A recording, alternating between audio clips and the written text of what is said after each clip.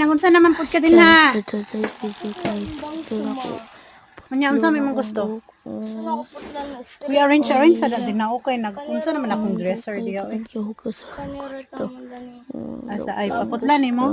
Guys, wow, ganda po. Ito na ko putlon. Pangitaan kung tingkaw kay ako akong putlan. Okay. Kusa-kusa. Hello guys. Ta. Alam, kasabilan ako guys. Ready na kay ko. Nanakong pen, nanakong baon, nanakong pencil, nanakong mga gamit.